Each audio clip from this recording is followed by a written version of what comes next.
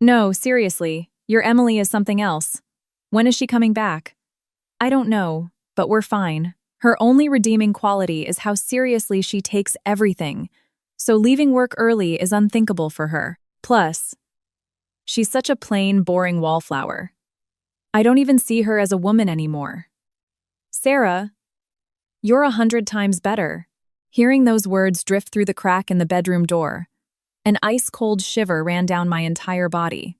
The sweet, mocking voice beating against my eardrums undoubtedly belonged to my husband of 20 years, David. And the woman laughing while pressing herself against him was Sarah, the woman I had, without a shadow of a doubt, considered my best friend since high school.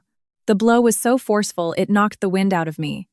Even though I was standing in a cool, air-conditioned hallway, a sticky, unpleasant trickle of sweat ran down my spine.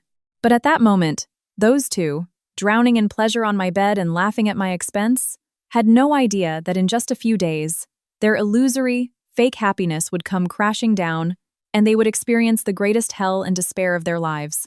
It all started about an hour earlier. "Emily, you look awful. Why don't you clock out for the day and head to urgent care?" my manager had told me. I worked as a retail merchandiser at a large big box store, and out of nowhere, I was hit by severe dizziness and sharp nausea. I was sitting hunched over in the stockroom, wondering if it was early menopause or just recent sleep deprivation. The thermometer read nearly 100.4 degrees Fahrenheit. Seeing my condition, my manager practically forced me to go home. "I'm so sorry for leaving so suddenly," I said. "Don't worry about it. Health comes first. Doesn't your husband work from home today? Let him take good care of you." Feeling guilty over her kind words, I trudged home with a heavy step. My husband, David, worked for a prestigious corporate trading firm, Apex Global, and on Tuesdays and Thursdays he worked remotely. I thought I might disturb him if I came back in the middle of the workday. I'll just quietly lie down in the guest room so I don't bother him, I thought. With those thoughts, I stumbled my way back to our luxury condo, located a 15-minute walk from the subway. I quietly unlocked the front door, trying not to make a sound. "I'm home," I whispered, so softly I could barely hear it myself. When I bent down to take off my shoes, something strange caught my eye.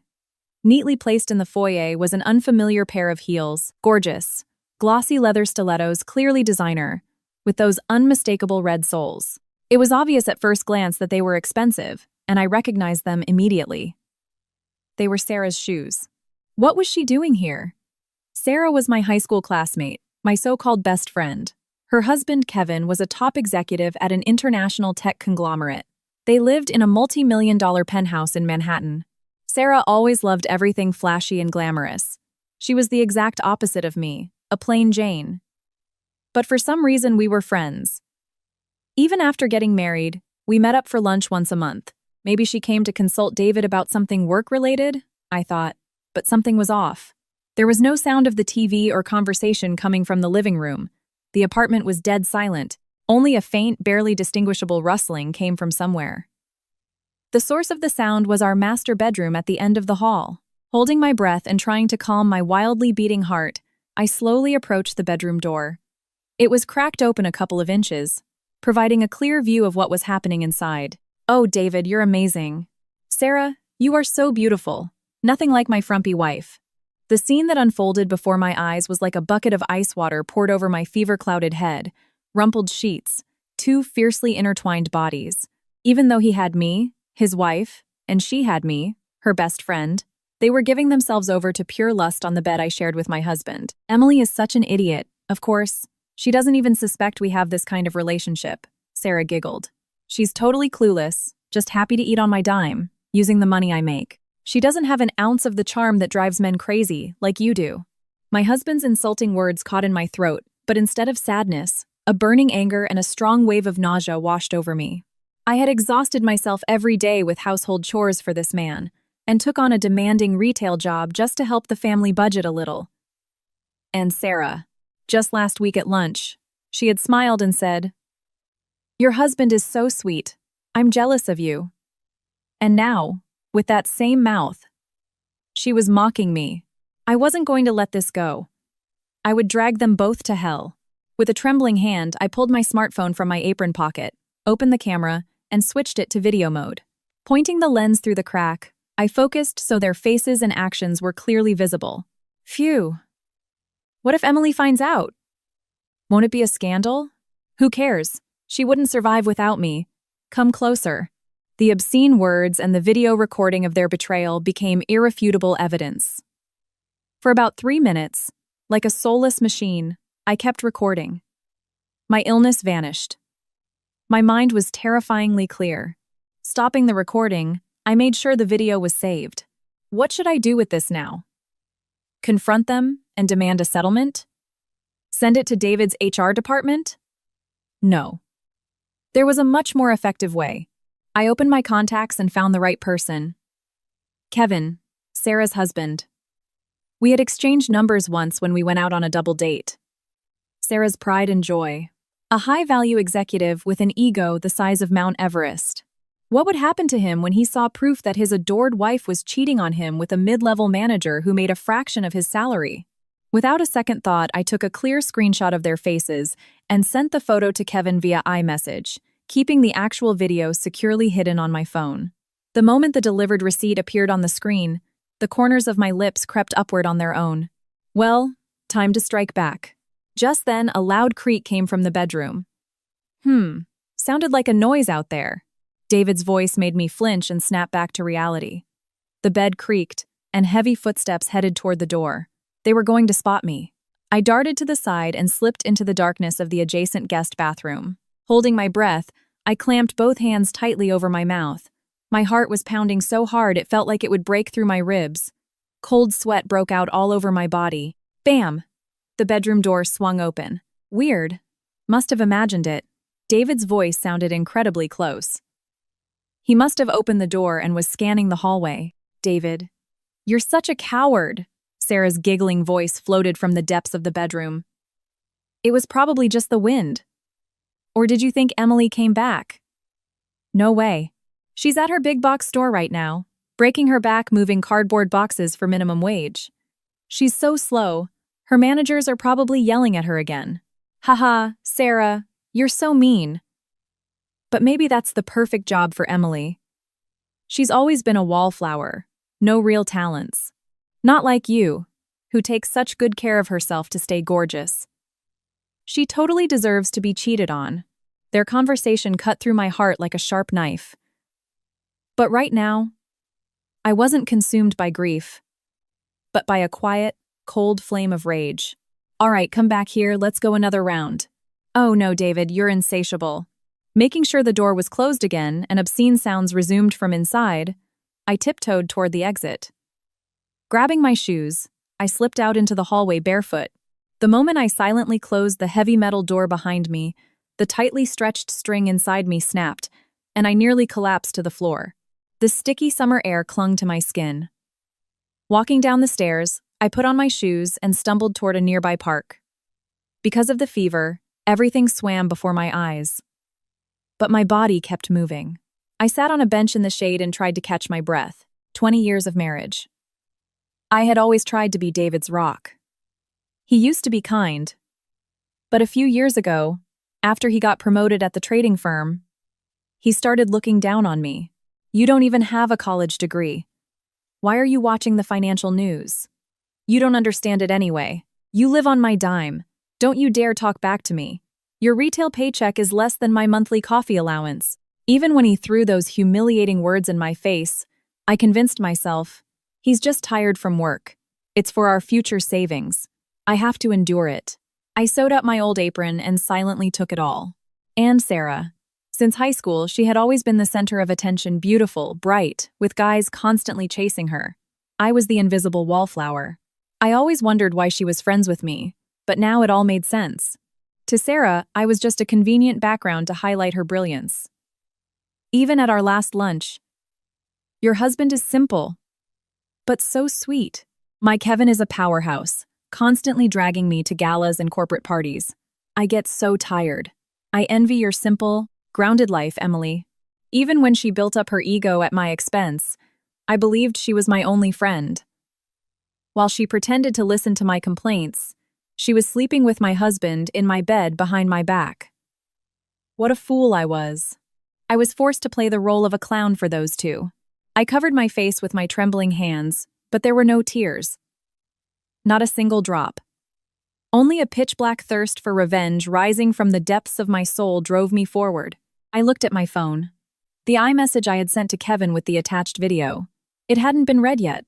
Not surprising. He was a successful top executive. He hardly had time in the middle of the workday to check personal messages from his wife's friend. I needed to plan my next move. This evidence alone might not be enough. Should I hire a private investigator? How much alimony could I get? My fever-clouded brain worked frantically. I was just about to search infidelity, revenge, evidence, when suddenly buzz, the phone in my hands vibrated. I looked at the screen and saw something unbelievable. It wasn't just a read receipt. The screen was flashing an incoming call from Kevin. It was 2:30 inches the afternoon. The elite husband, who should have been in the middle of a high-stakes board meeting, called me the second he saw the video. What do I do? Will he yell or accuse me of faking it? I froze for a second. But then, gathering my courage, I swiped the answer button. Hello, I answered, my voice shaking. From the other end came a terrifyingly low, chilling male voice. Emily, can we meet right now? There was such naked, forcibly restrained fury in his voice that it was clear he wasn't joking. Kevin's words took my breath away. But, Kevin, aren't you at work? After seeing a photo like that of my wife and knowing you have the video, I'm in no mood to calmly sit through a board meeting. Besides, I happen to be nearby. I'll wait for you at the lounge of the Plaza Hotel. His low, frigid tone left no room for argument. Okay, was all I could say before hanging up. The fever was still there, but oddly enough, my body felt light. I fixed my messy hair in the park restroom and headed to the hotel. Walking through the heavy glass doors into the quiet, luxurious lounge, I immediately spotted Kevin sitting at a window table. A perfectly tailored navy blue suit, an expensive Rolex, his entire demeanor exuded such authority that the air around him seemed thick. As I approached, he stood up abruptly and silently pointed to a chair. I apologize for calling you so suddenly. I heard you weren't feeling well. No, I'm fine. About that video. I sat down, trying to get straight to the point. But Kevin motioned for a waiter, ordered 2 coffees, and pierced me with a sharp gaze. His eyes were a terrifying shade, seemingly compressing a raging inferno of anger into absolute ice. I'll be blunt. I intend to destroy them both. Kevin's voice was a low growl. Lately, Sarah has been spending money like it's water. She's been charging tens of thousands of dollars a month to my family Amex on designer clothes and high-end restaurants. I was just about to hire a PI to find out where the money was going when your photo came through. So, Sarah is using my money. Yes. To spoil your husband, Kevin continued. Date outfits, hotel rooms, even gifts for him, all of it paid for with my money. She has me, her husband, yet she was entertaining herself at my expense, looking for cheap thrills. Kevin ground his teeth. For him, a flawless top executive, the fact that his wife was cheating on him with a man who made a fraction of his salary and supporting that man with his money was a blow that tore his pride to shreds. Emily, we share the exact same betrayal, Kevin said, leaning forward. How about we team up? We will not only squeeze a massive settlement out of them, but we will utterly destroy them socially and legally. I agree. I will never forgive them. Hearing my resolute voice, Kevin allowed himself a cold, cruel smirk for the first time. At 7 p.m., when it was already dark, I opened the door to my apartment as if nothing had happened. Walking into the living room, I saw David lounging on the couch, playing on his phone. Empty takeout containers from a local deli were scattered across the coffee table. The thought that just hours ago, this man had been indulging in carnal pleasures with my best friend on my bed filled me with burning nausea. Oh, you're late. You said you left work early. I thought dinner would be ready. David didn't even look up from his screen and clicked his tongue. Sorry. The doctor at urgent care said my blood pressure was dangerously low from fever and exhaustion and ordered me to rest. I lied. And David let out a theatrical, exaggerated sigh. Jesus, making such a big deal out of a little fever. This is why you're a loser. No degree, no talents. All you can do is silently grind away. Don't get in the way of people who actually use their brains to make money, like me. I didn't answer. I looked at David, feeling absolutely nothing. Not even anger. Just a profound exhaustion at his miserable existence. My blank, unresponsive stare made him falter for a second. What are you staring at? Do you even realize who pays for the roof over your head? Sorry, I'll make dinner right now. I turned sharply and, completely suppressing my emotions, walked into the kitchen. Let him swim for now. I will play the role of the submissive, stupid wife right until the moment he loses everything and howls in despair. Standing in the kitchen and splashing my face with cold water, I felt a short vibration in my apron pocket. It was an iMessage from Kevin. It contained a message about our next steps and a terrifying attached image. I gained remote access to Sarah's iPad. Emily, brace yourself before looking. Their betrayal didn't start today. Opening the image, I almost dropped my phone. No way. On the screen was a screenshot of David and Sarah's texts, pulled from her iPad. David, Sarah, today is exactly 5 years since we first ended up in a hotel together. Sarah, David, I'm happiest when I'm with you. But I feel so bad for Emily. She's probably at her retail job bowing down to annoying managers, not knowing her best friend and husband are making love on her bed. 5 years.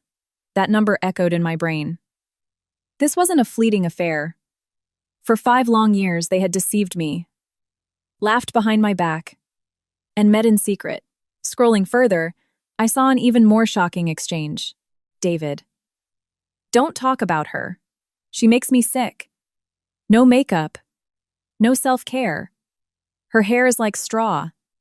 And she reeks of cheap laundry detergent. As a woman, she's finished.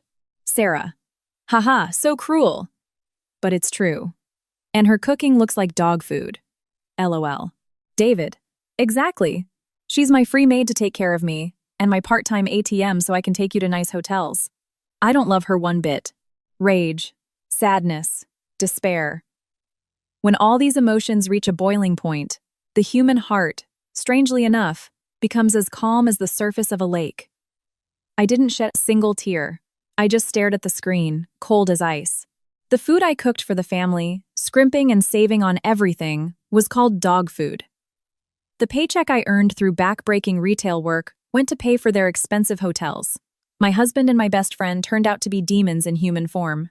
I'll kill them. The sinister words slipped from my lips in the empty kitchen. But if I use physical force, I lose.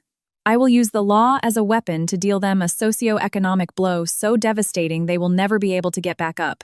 That evening, I served David dinner as usual. Cheap pot roast and a salad. David lazily got up from the couch, heavily dropped into his chair, and picked up his fork. After tasting one bite, he dramatically grimaced. What is this? The meat is as tough as rubber. You have absolutely no talent for cooking. This is inedible. With those words, he rudely threw his fork onto the table. The unpleasant clatter echoed through the living room. Sorry. The meat was cheap, I answered in an even tone. A wife's job is to make even cheap meat taste good. You didn't even learn to cook without a degree.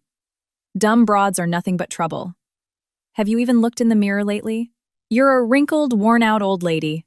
Sarah was just saying recently, Emily has aged so fast. I feel so bad for her. She should take a page from my book and spend a little money and time on herself. He was laughing at me, using a woman who dressed herself up on her husband's money as an example. Without changing my expression, I silently looked down at David. A deep silence fell. Normally, I would immediately apologize, but my cold, unblinking silence made him feel uncomfortable. What are you staring at? Nothing to say because I'm right? God, you're a miserable woman.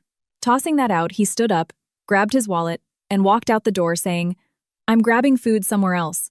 Bam! The door slammed. I silently cleared the table, running through the first stage of Kevin, and my plan in my head. The next afternoon, Sarah called me. Hey, Emily, it's Sarah. David told me you had a fever yesterday and left work early. Sarah's voice on the phone was sickeningly sweet, like a purring cat, with a cheerful undertone. Yeah, but it's gone now. Thanks for worrying. That's good. Take care of yourself. We aren't getting any younger, and with your cheap drugstore creams, you could age terribly after being sick. Want me to recommend my med spa? Though, with your budget, it might be a bit steep. Ha ha ha. Feigning concern, Sarah was subtly inflating her own ego. I barely held back my rising nausea and just answered, yeah, maybe. Oh, by the way, I'm calling for a favor. A favor? Yeah. Kevin and I had a bit of a fight yesterday, He's always work, work, work, paying no attention to me. I got so mad I can't even look at him. I left the house. Her blatant lie left me speechless. Kevin had contacted me the night before. To gather more evidence of her infidelity, he had temporarily frozen Sarah's credit cards and gently reprimanded her for excessive spending. Infuriated by this, Sarah stormed out. Emily, I have a huge favor to ask. Sarah's voice grew even sweeter, taking on a sinister edge. Can I crash at your place for a while? We're best friends, right? Here it comes. The demon behind the mask of a best friend was brazenly planning to invite herself into my home to hook up with my husband right in front of me. Yes, of course, the guest room is open. Come over anytime. When I answered like that, Sarah squealed happily. Yay! I knew I could count on you, Emily. Love you. I'll be there tonight. And in high spirits, she hung up. The stage for the battle was set, but that evening, the words spoken by David when he got home from work plunged me into a pit of unimaginable despair. Hey, Emily, Sarah's staying over tonight, right? David stood in the foyer holding a thick manila envelope. Yes. She fought with Kevin. I told her she could stay in the guest room for a bit. Hearing this, David gave a malicious smirk and tossed the envelope onto the living room table. For a bit? Sarah is planning to divorce Kevin, so she'll be living here permanently. What? I gasped in shock. David's eyes burned with an unhealthy, cruel fire. Because of that, you're going to have to move out. Read this. David sneered and tossed a thick packet onto the coffee table. This is a separation agreement drafted by my lawyer.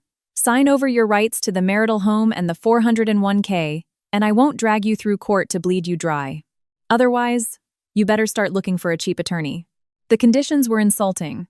0 division of property, all savings to him. I was speechless at the sheer audacity. If I fought him blindly right now, it would ruin the trap I was setting with Kevin.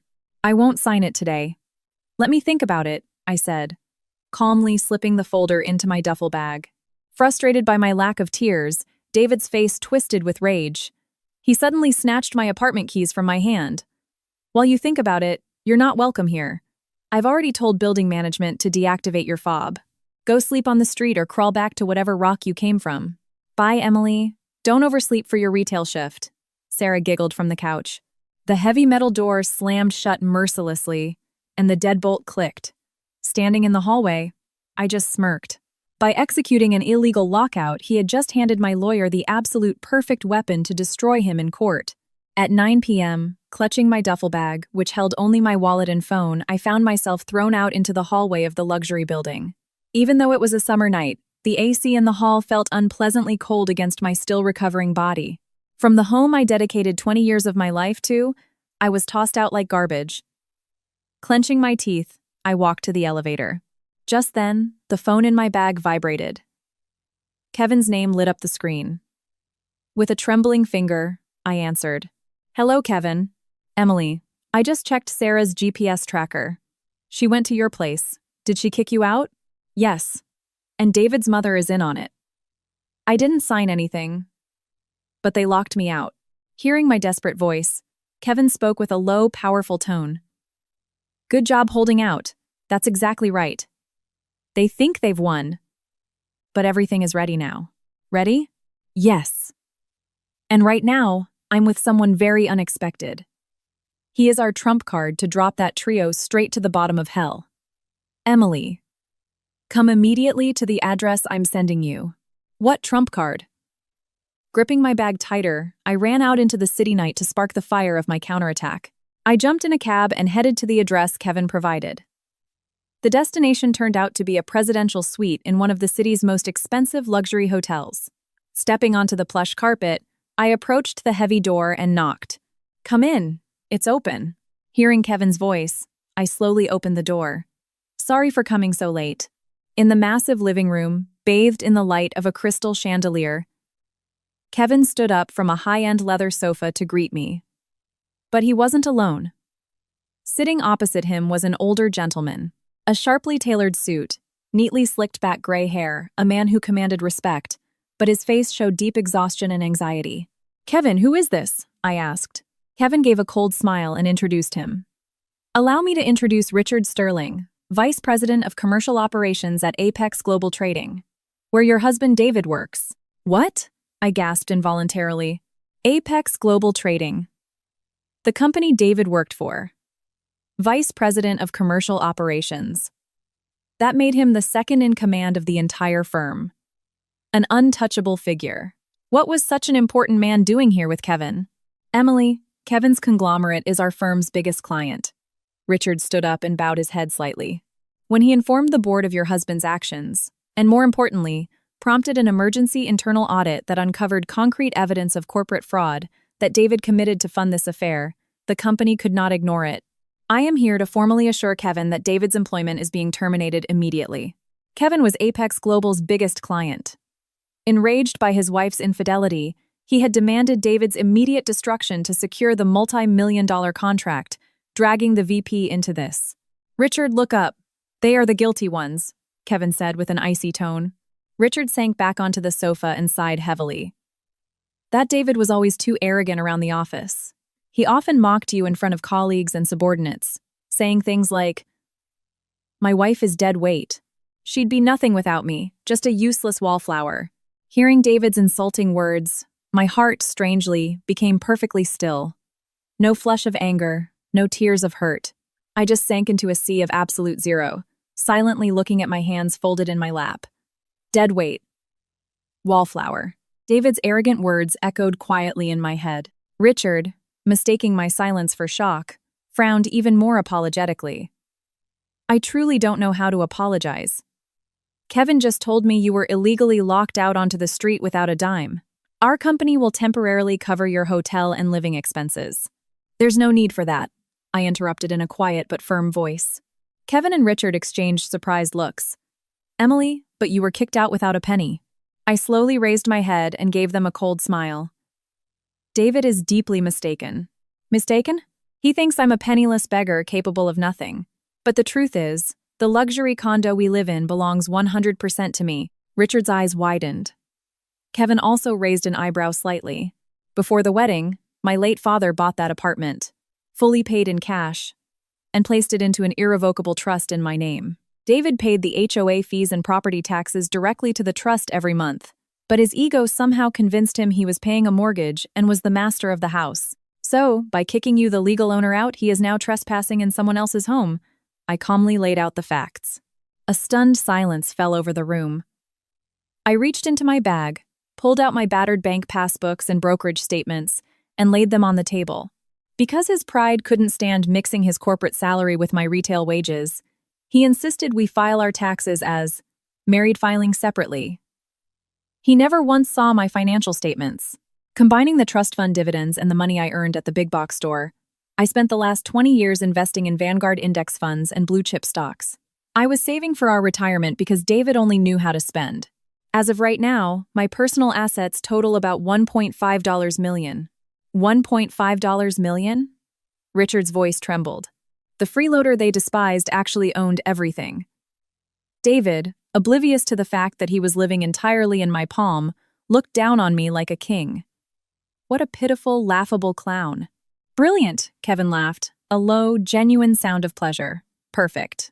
I've had private investigators tracking Sarah's massive spending for over a month, but your video helped us connect the final dots straight to David and your mother-in-law. Emily, all the pieces of the puzzle to drop them to the very bottom are now in place. Yes, I won't show an ounce of mercy. At the exact moment Kevin and I exchanged brutal glares, my phone vibrated on the table. It was a text from David. Hey, stupid. Since you won't sign, I threw all your crap off the balcony into the dumpsters. I even threw out that ugly picture of your dad with the garbage. Haha, the apartment is so much cleaner now. Lol. The moment I read that, something I had been holding back for 20 years shattered with a deafening crash. Kevin.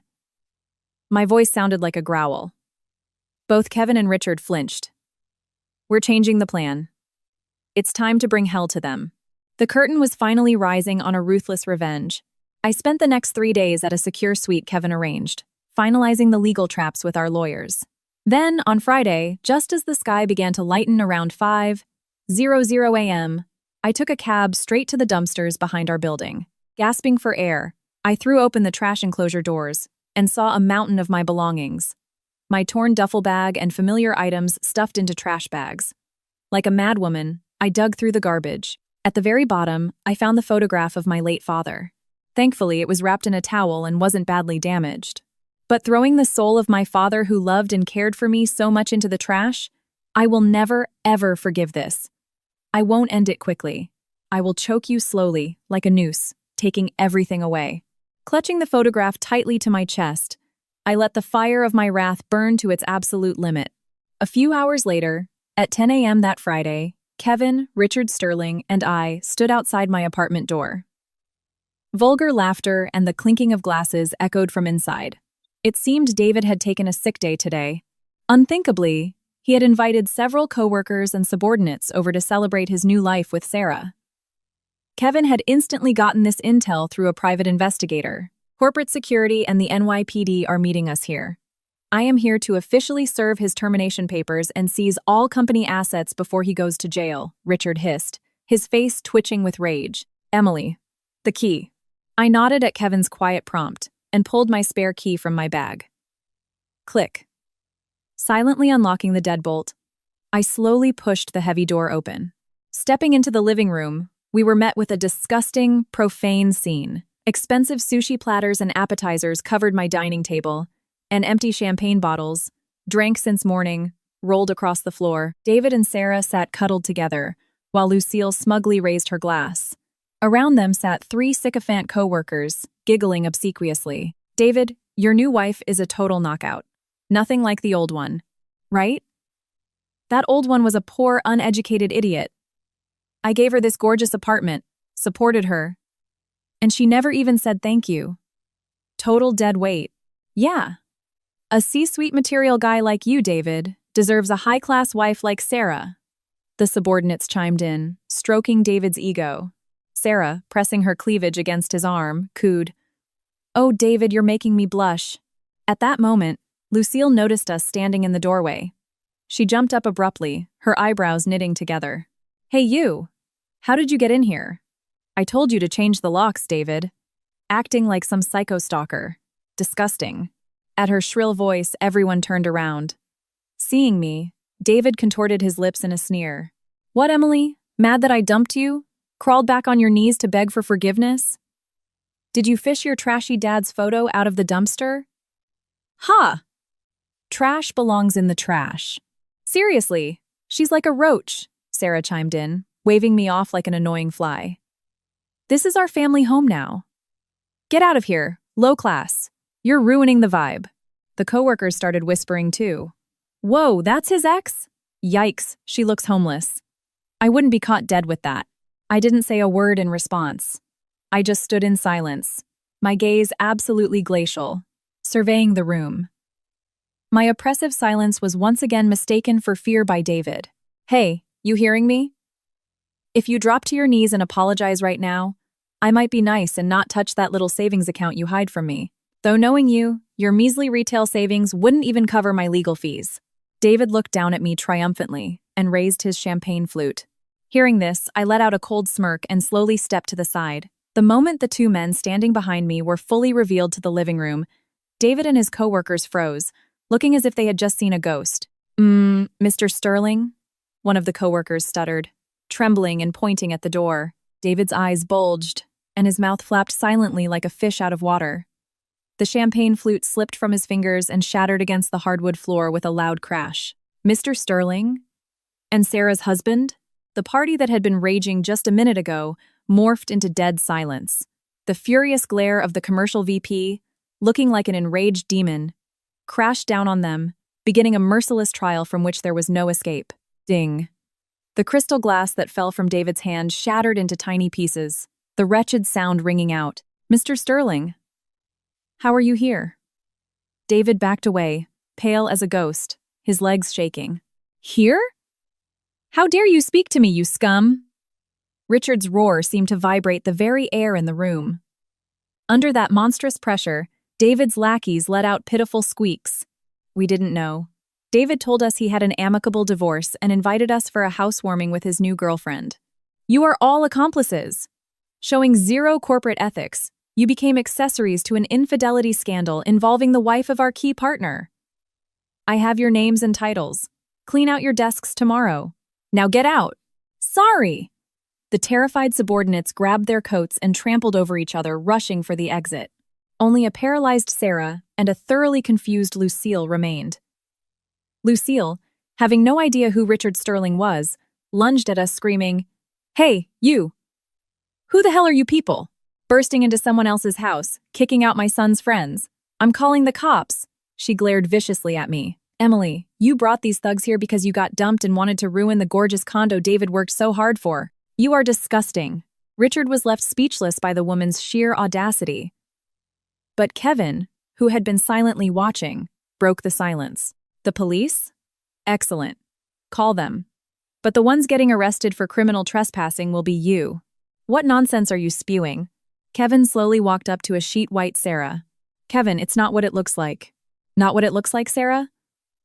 "Last night I froze all your credit cards and accounts. Was it fun living it up with this loser on my dime? 5 years you've been playing me. I have all the evidence." At the sound of Kevin's glacial, absolute wrath, Sarah shrieked and collapsed onto the sofa. She, who viewed her husband as nothing more than a walking ATM, could only tremble in the face of true power and rage. But then David did something unimaginable. Completely cornered, he suddenly pointed at me and screamed like a madman. "No, Mr. Sterling, she set this all up.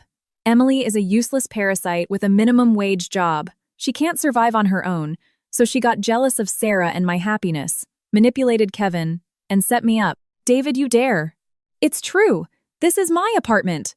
I bought it with my blood, sweat, and tears. Even you, Mr. Sterling, have no right to invade my private property. Get the hell out of my house and take this broke bitch with you." To save his own skin, he continued to degrade me, and even snapped at his own boss. Listening to this stream of insults, I just stood silently, expressionless, looking down at him with a cold stare. My silence apparently felt ominous to him, and his voice trailed off. "What? What are you looking at?" "Nothing to say because you're just garbage," I supported.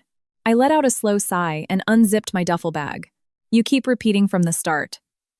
My house. My property. Are you sure about that?" I let out a slow sigh and pulled a certified legal statement from my bag. "You really are terrible at finance, David. Did you honestly think your monthly checks were going to some random bank mortgage?" David froze, looking suspicious.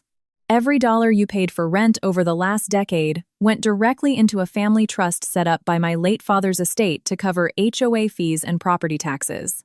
I am the sole beneficiary," I stated, my voice like steel. "You haven't been supporting me. You've been paying my trust's maintenance fees for the last 10 years. "Lies," David shrieked, his face turning ashen. "I would have seen it on our tax returns." "You have nothing. You are incredibly hopeless. Because you were too arrogant to mix your corporate salary with my retail wages, we filed married filing separately.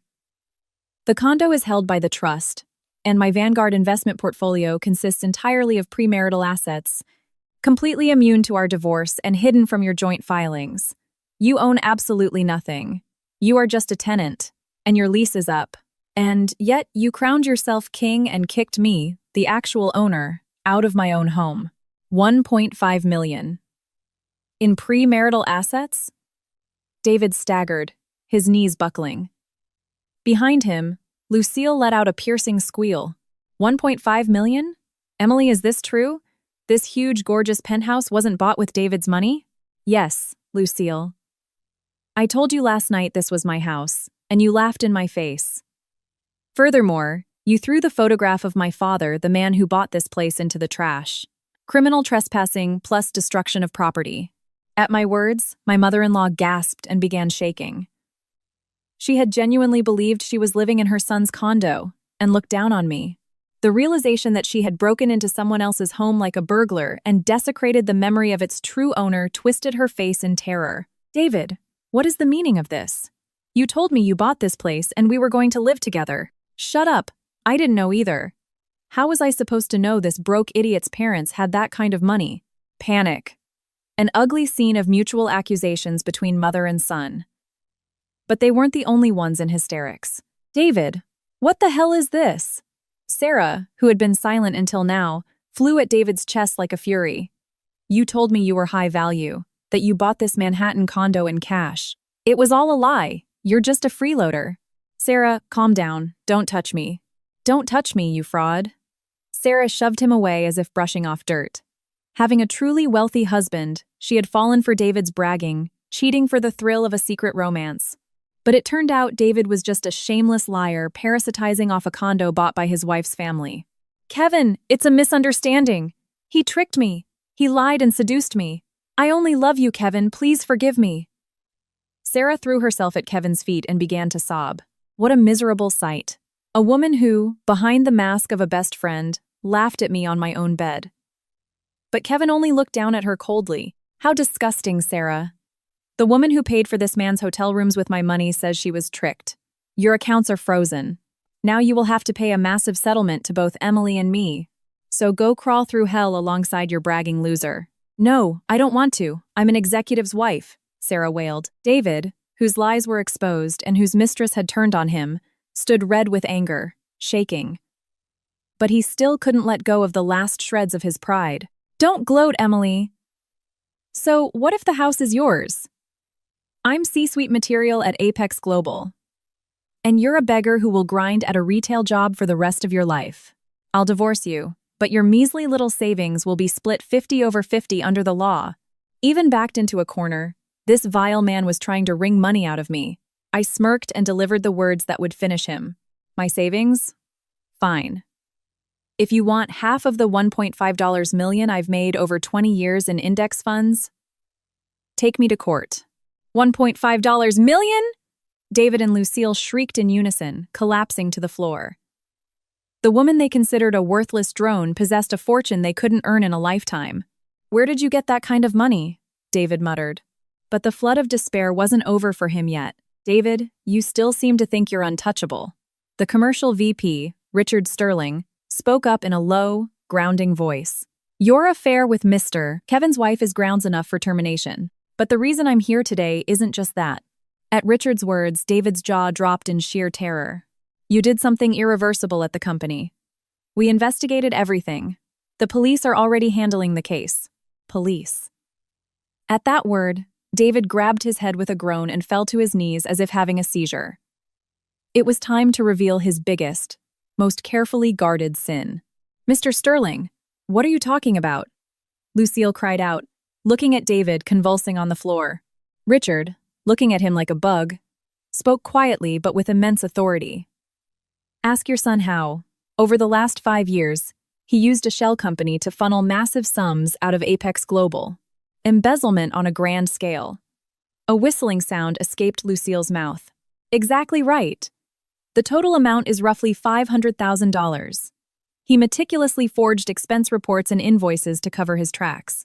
But after a tip from Mr. Kevin, we conducted an emergency internal audit, and everything came to light. Expensive hotels, designer bags for Sarah, and most importantly, the money to maintain his illusion of being a rich, elite executive. He stole $500,000 from corporate accounts. Embezzlement. The staggering figure froze the air in the living room. Lies. It's a lie. David, you said you bought the condo in cash, and now it turns out you're a thief? Sarah stared in horror at David crawling on the floor and backed away. Just moments ago, she was clinging to him. Now that his mask was ripped off, her true colors showed. But David hadn't given up yet. His face slick with tears and snot. He grabbed Richard's dress shoe. No, Mr. Sterling. It was just an accounting error. I was just borrowing it. I was going to pay it back. Please don't tell the police. If I get fired, my life is over. It is already over. Corporate security handed your file over to the authorities yesterday. Richard's verdict was merciless. Just then, a heavy, authoritative pounding rattled the front door. NYPD White-Collar Crime Division. Open up. We have a warrant. Kevin leaned in and whispered to me. I anonymously tipped them off about his little housewarming party. They got here faster than I expected. The door burst open, and plainclothes detectives swarmed the living room. Having lost all hope, a deranged David turned his fury on me. Emily, this is all because of you. All because of you. His bloodshot eyes glaring, he barked like a rabid dog. It's your fault for cutting my allowance from my own paycheck. If you were a more understanding wife and let me spend money, I wouldn't have had to steal. You boring, terrible cooking hag. You couldn't satisfy me. It's all your fault. A vile man trying to blame his own felonies on his wife. The ugly essence of a man pushed to the brink was fully exposed. I, without changing my expression, just stared silently down at him. No anger, no sadness, just pure, absolute disgust, the way one looks at roadkill. Under my icy silence, his words gradually faded. Why are you so quiet? Say something. It's your fault. How does your tongue even manage to blame your wife for your crimes? How rotten are you inside? Kevin spoke up for me. He sighed with genuine revulsion and turned to Sarah, who was trembling against the wall. All right, David's social execution is complete. Now it's your turn, Sarah. At Kevin's booming voice, Sarah flinched. I have nothing to do with this. David stole the money himself. I didn't know anything. I was tricked. Sarah shook her head desperately, trying to cling to Kevin. Nothing to do with it? The Cartier watch on your wrist, the Tiffany necklace bought with stolen corporate funds. That's evidence. Even if you didn't know it was stolen, you'll be answering questions down at the precinct. No! I won't go to the police. I won't let you treat me like a criminal. Sarah covered her face and sobbed hysterically. Then she looked at me pleadingly. Emily, we're best friends, right? Please stop, Kevin. I'll apologize for coming to your house without knowing it was yours. Let's go back to getting lunch together like we used to. Even in a situation like this she-devil tried to use the word friend as a shield. I slowly walked up to her and coldly dropped the hammer. How dare a person who laughed at me on my own bed with this man say something like that? Oh, and by the way, Sarah, when Kevin said your turn, he didn't just mean being an accessory to embezzlement. Just as Sarah let out a confused squeak, a sinister wail echoed from the distance. The police vehicles were arriving downstairs to process David. But the words Kevin threw at Sarah drowned out even the sirens. Sarah, I know your biggest secret. The one you've hidden from me for the last 5 years. And I have all the proof. Biggest secret. All emotion instantly vanished from Sarah's face. The secret she had buried, the one that could never see the light of day, was about to be exposed. The wail of the sirens grew louder and finally stopped right beneath our building. The red and blue strobe lights danced across the walls of the dark living room. The police. The police are here. David, lying on the floor, began to shake, his teeth chattering. But Kevin, ignoring the sirens, pulled several photos from his coat pocket and threw them at Sarah's feet. Your biggest secret, Sarah. Liam. From the Empire. An exclusive high-end male escort agency. You blew hundreds of thousands of dollars from my Amex on him. Sarah's face went completely blank. The scattered photos clearly showed her, smiling blissfully and hugging a young, handsome man on a luxury private yacht. What? Sarah? What does this mean? David, uncomprehending, stared at the photos in shock. Kevin looked at David with pity and spoke coldly. You idiot. You thought you were some charming Casanova who stole her from her rich husband? How naive. You were just a convenient wallet. Yes. Sarah used both of you to pay off the massive debts she racked up with the agency. She'd buy designer bags on my credit card, sell them for cash, and give the money to Liam. And the missing balance, David, you covered with the money you stole from your company. At Kevin's words, David's eyes bulged at Sarah. Sarah, tell me this is a lie. You told me your mother needed an urgent surgery abroad. I just wanted to save you. Sarah bit her lip and looked away. David, who fancied himself a hero saving the woman he loved, had embezzled from his company, only to find out all his money went to fund Sarah's fun with a young gigolo. His pride shattered spectacularly. Lies! Tell me it's a lie, Sarah. You said you loved me. You said I was way more attractive than broke Emily. He grabbed Sarah's shoulders. But at that moment, unimaginable insults erupted from the cornered Sarah's mouth. Don't touch me, you moron. Sarah slapped David across the face with all her might and screamed like a lunatic.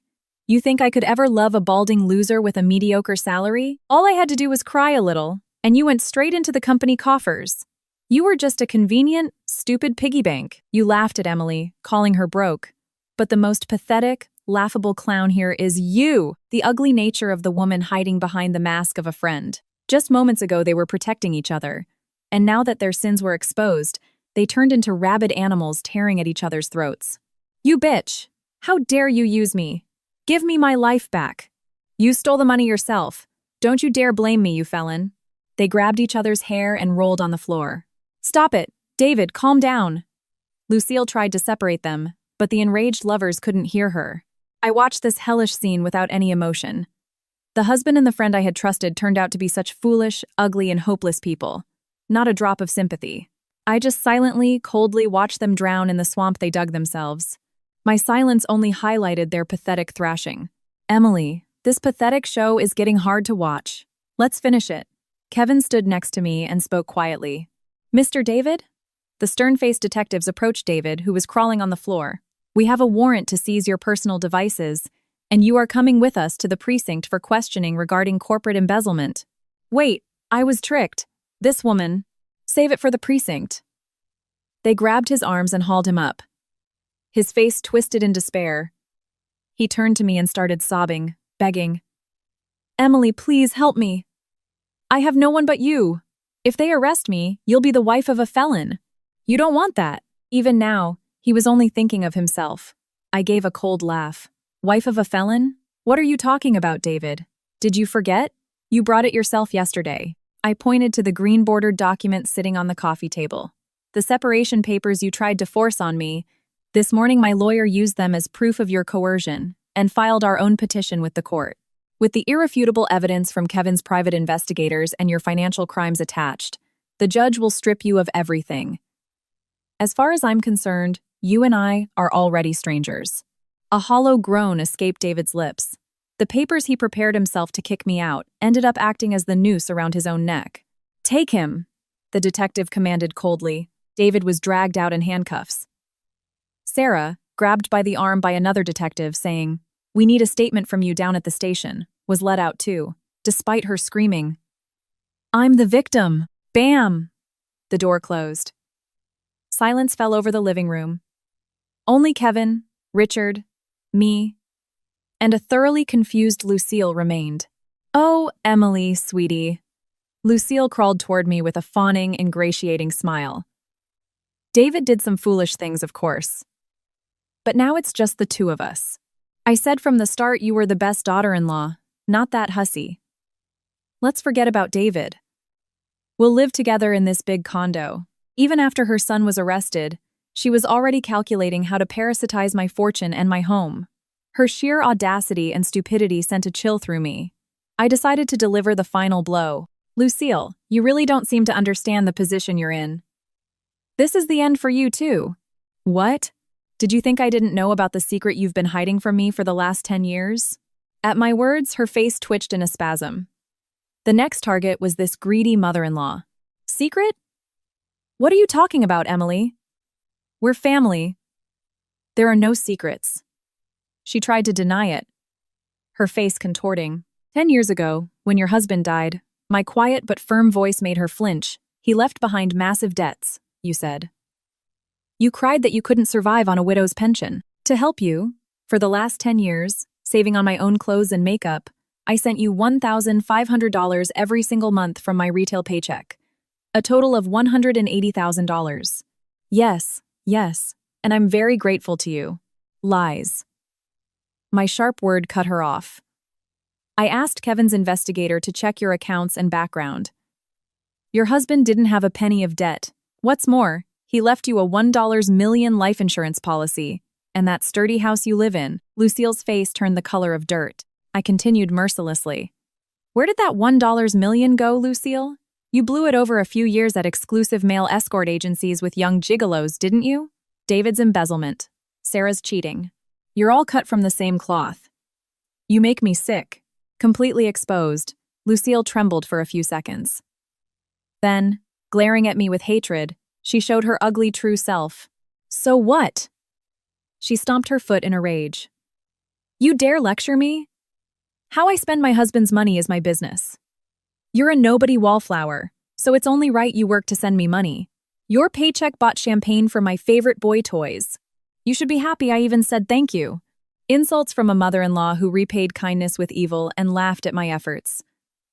Not an ounce of remorse, even after her son's arrest. I just stared at her with absolute, icy contempt. She wasn't even worth words. My deep, heavy silence seemed to shatter her bravado. What are you staring at? Nothing to say? Either way, I'm not leaving this house. Even if David's gone, you owe me for letting you marry my son. You owe me. No. You have no such right. Kevin, silent until now, sighed with disgust. Emily, I was just notified. They're downstairs. Yes. Let them up. Lucille looked at us suspiciously. Who's downstairs? More police? Excuse us. Two unfamiliar men walked through the open door. One was a process server, the other a bank representative. And behind them appeared another unexpected figure. Aunt Clara! Lucille shrieked. It was her late husband's older sister, the matriarch of their family. Strict and authoritative, she had always looked down on the frivolous Lucille, who feared her like fire. Aunt Clara stepped back in disgust. I warned you, Lucille. When you ignored the bank's letters for months, they contacted me as the alternate contact for my brother's estate. You burned through his money, and now you have nothing. You are dead to this family. The process server then stepped forward and dropped a thick envelope onto Lucille's lap. Lucille, we are serving a formal notice of default and foreclosure. Because you completely defaulted on your reverse mortgage and ignored all prior summonses, the foreclosure process has been finalized. You have exhausted all legal appeals and must vacate. Lucille's jaw dropped. Having spent the $1 million on escorts, she had remortgaged the house and completely defaulted. Aunt Clara, help me! Lucille panicked, throwing herself toward her sister-in-law. And it gets worse, I said with a cold laugh, handing her another folder. My lawyer is handing over all your financial records to the IRS. You've been receiving $18,000 a year from me, and God knows what else without declaring a single cent of it, all while fraudulently applying for low-income widow benefits. Lucille's eyes nearly bulged out. What? Tax evasion and federal benefit fraud, I continued. Enjoy the federal audit, Lucille. The IRS will place liens on whatever meager assets you have left. You will be homeless, hounded by federal agents, and working until the day you die just to pay off the penalties. Ah! Having lost her last hope, Lucille collapsed to the floor like a broken marionette. She just lay there, quietly whimpering. Looking at this pathetic sight, Kevin nodded in satisfaction. Emily, your former mother-in-law is dealt with. We've also finalized the legal actions against Sarah. For the intentional dissipation of marital assets and financial fraud, my lawyers are taking her to court. She will lose any right to alimony and will demand full restitution of every dollar she spent on that escort. All of Sarah's hidden accounts have been found, and we've already begun the asset freezing process. Richard nodded as well. And David will owe the company the $500,000 he stole. On top of that, with real prison time and a felony record, he'll never find a decent job again. He has a life ahead of him where he'll drink dirty tap water just to try and pay off his massive debts. David, Sarah, and Lucille. I looked at my mother-in-law sobbing on the floor and mentally ran through their names. Fools who laughed at me, calling me a poor parasite, while spending my hard-earned money on hotels and gigolos. Now they, utterly crushed by me, the owner of a $1.5 million fortune and penthouse, were left with massive debts, criminal records, no homes, no families, and no reputation. A perfect, crushing victory. The demons who tortured me had fallen into the hellish pit they dug themselves. Emily, you did incredibly well to endure all this, Kevin said softly. And for the first time in months, I genuinely smiled with relief. Yes. Kevin, Richard, gentlemen, Aunt Clara. Thank you all so much. Finally, all the trash surrounding me has been taken out. The long, hellish days were over.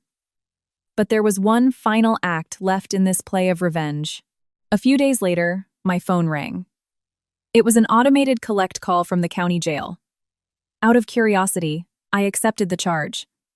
David's arrogant, delusional voice crackled through the receiver. Emily, you're probably all alone right now and crying every day since I got arrested.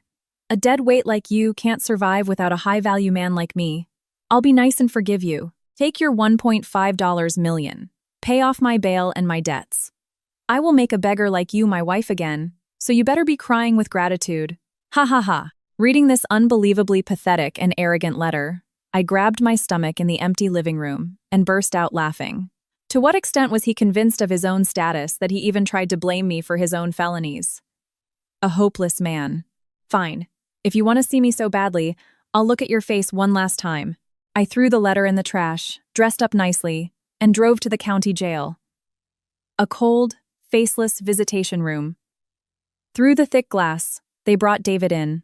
Unshaven, wearing a worn-out gray jumpsuit, he had nothing in common with the man he fancied himself to be.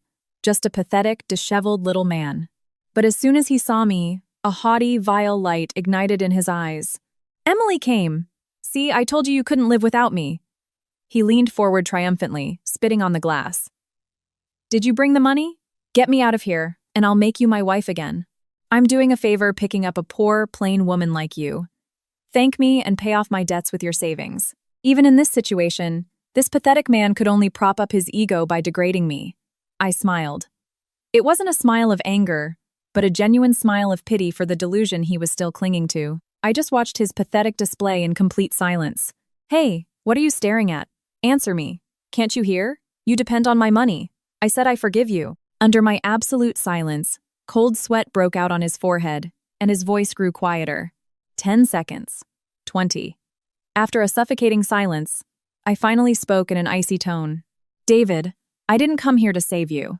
I came to tell you the truth." "The truth?" "Yes. I brought something you need to see." I slowly pressed a stack of photographs and a certified bank statement against the thick security glass. David squinted. His breath hitched. Staring back at him were high-res photos of Sarah passionately kissing a young, muscular man on a luxury private yacht. "That's Liam. He's Sarah's favorite high-end male escort from the Empire Agency." My voice was ice-cold through the intercom. "And that statement shows that the $500,000 you stole from your company went straight into his account." All the blood drained from David's face. "Elle lies. Sarah loves me. I saved her." "You idiot. You thought you were some charming alpha male who stole her from her rich husband? How naive. She used both of you. You were just a convenient, clueless ATM she used to fund her toy boy. She literally took the money you risked prison for and handed it to another man." David pressed his face against the glass, his eyes wide with horror. His ego shattered spectacularly. The reality of his pathetic existence finally hit him. A primal, broken wail of despair tore from his throat, echoing through the cold visitation room. His pride and masculinity were utterly obliterated. He looked like he was about to pass out. "Now, do you understand what a pathetic clown you were?" I stood up slowly and looked down at him. "You owe the company the $500,000 you stole, plus hundreds of thousands in corporate legal fees and criminal fines. Lucille owes the IRS a lifetime of penalties. All three of you will spend the rest of your miserable lives scraping the bottom of the barrel just to survive the debts you created. Enjoy paying restitution for the rest of your pathetic life. Goodbye, David. Never come near my life again." I turned and walked toward the door. "Emily, wait! I have no one! Don't leave me!" Behind me, his desperate screams and the sound of him pounding on the glass echoed through the room. Listening to that sound music to my ears, I left the county jail without looking back. Outside, a cloudless blue sky shone brightly. A light breeze, signaling the end of summer, brushed against my cheek. In that moment, I felt a 20-year curse lift from my shoulders. It's over. It's all finally over.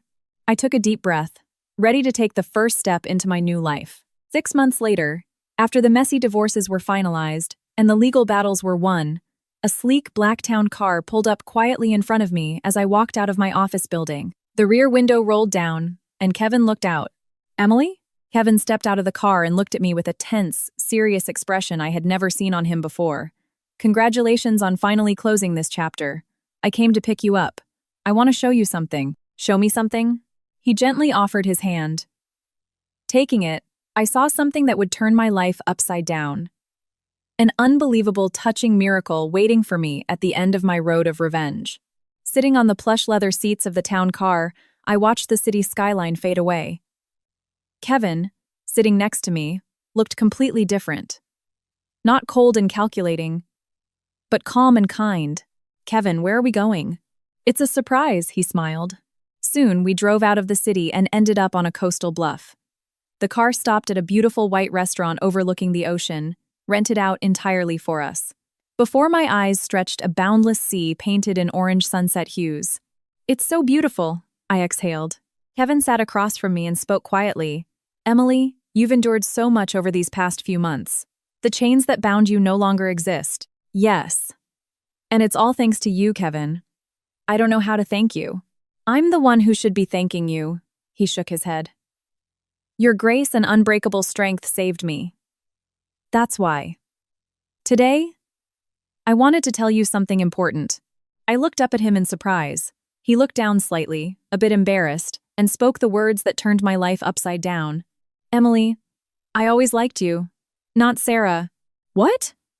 The shock made the room spin slightly. "Don't be surprised. We went to the same high school. I was in a different homeroom. So you probably don't remember me. But I always watched you when you, the quiet library aide, sat reading by the window." "May?" "Yes. Among all the loud, flashy girls, you were the only one who was truly genuine and beautiful. But before I worked up the courage to approach you, you started dating David. Heartbroken, out of spite, I started dating Sarah, who was always hanging around you, and eventually married her. It was the biggest mistake of my life." Kevin smiled bitterly and gently covered my hands on the table with his.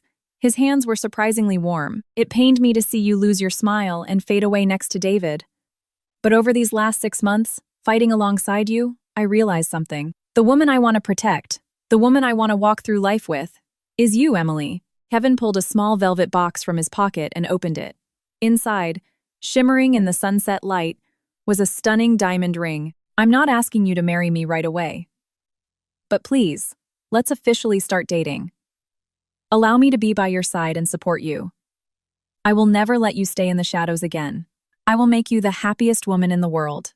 At those words, tears poured from my eyes. For 20 years, I was humiliated, called broke, untalented, treated like a servant. I suppressed myself, froze my heart. But there was someone who had seen the real me all this time. A person who genuinely valued and loved me. "Kevin, am I really worthy?" "Only you. I can't imagine anyone else." At his strong, tender words, I covered my face with my hands and sobbed like a child. These were tears of purification. Tears that washed away the past and resurrected my heart. Several more months passed. The 3 demons who tried to push me into hell got what they deserved. David was convicted of grand larceny and sent to a state penitentiary. His ego was trampled, and rumor has it he toils away every day in humiliation on prison work details. When he gets out, of course, no one will hire him, and a lifetime of debt to the company and to Kevin awaits him. Sarah, in order to pay the $300,000 settlement to Kevin and her massive debts to the escort agencies, works day and night in shady establishments and minimum wage factory lines. From sleep deprivation and stress, her former beauty has withered, and people say she looks 10 years older than she is. And my former mother-in-law, Lucille, having lost her house to the bank while dodging the IRS and aggressive debt collectors, became homeless. Because federal agents aggressively seized all her remaining hidden assets, she doesn't even have money for food. They say she digs through the dumpsters in the city parks at night, crying and whispering into the void, "Emily, I'm sorry." But what happened to them no longer concerns me. "Emily, tonight's dinner is absolutely phenomenal. You're the best cook in the world." "Oh, don't exaggerate, but since you say so, I'll try even harder tomorrow." Every morning in our new beach house in the Hamptons, bathed in the sun, is filled with incredible warmth and peace. Now, utilizing my knowledge of index funds and stocks, I manage our private family portfolio and work as an investment analyst at Kevin's firm, standing as his reliable partner. I threw away my old apron. I do my makeup for myself, wear beautiful clothes. In the mirror, I don't see a woman with wrinkles from 20 years of suffering, but a woman whose face radiates a genuine, bright smile. Life can begin anew at any moment. I, who was despised and had everything almost taken from me, found my ultimate happiness. And now, alongside Kevin, who truly loves me, we will confidently walk together into our bright future.